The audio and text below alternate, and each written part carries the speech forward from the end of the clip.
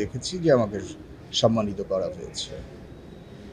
একথা সত্য যে ৫ আগস্ট ২০২৪ আমি যে বিগত ফ্যাসিস্ট সরকার তার বিরুদ্ধে আমি আমার শুধু এটা ২০২৪-এ না, আমি ২০১৩ থেকে আমার যারা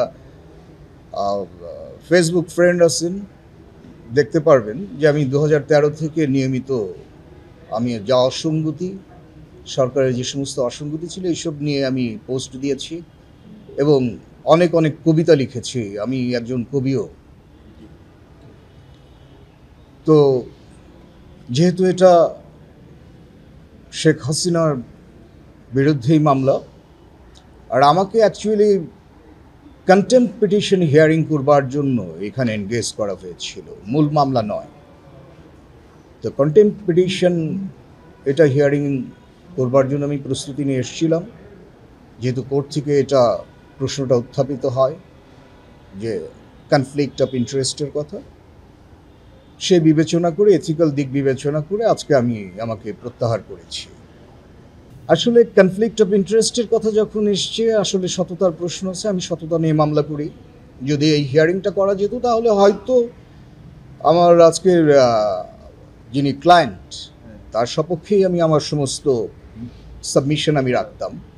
তো যেহেতু সেই সুযোগ হয়নি, আর এটা এথিক্যালও একটা ব্যাপার রয়ে গেছে, কারণ আমি ৫ আগস্ট ২০২৪ সকালবেলা, তখনও গভর্নমেন্টের পতন হয়নি, তখন আমি আমার এই পোস্টগুলো আমি দিয়েছি।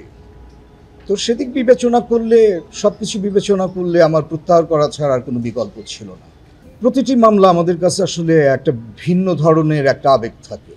মামলার প্রশ্নে আমরা মামলাকে খুব বেশি প্রায়োরিটি দিয়ে থাকি। ওটি আমার রাজনৈতিক দৃষ্টিভঙ্গি ছিল, আর এটা পেশাগত। আমি আমার দিক থেকে আসলে কনফ্লিক্ট অফ ইন্টারেস্ট দেখি না। আর সবচেয়ে বড় ব্যাপার হচ্ছে এই জিনিসটা প্রমাণ করবার একটা সুযোগ আমার ছিল।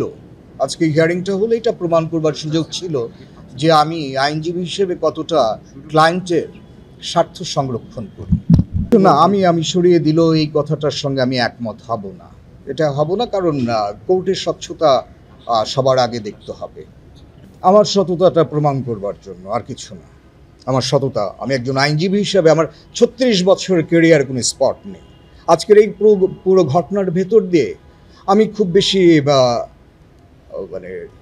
আমাকে বলতেই পারি যে আমি একটু এম্বারাসিং একটা সিচুয়েশনের ভিতরে পড়ছি কিছুটা। স্টেট ডিফেন্স নিয়োগ দেন কোর্ট, এবং কোর্টের কাছে যেহেতু এই ইনফরমেশনগুলো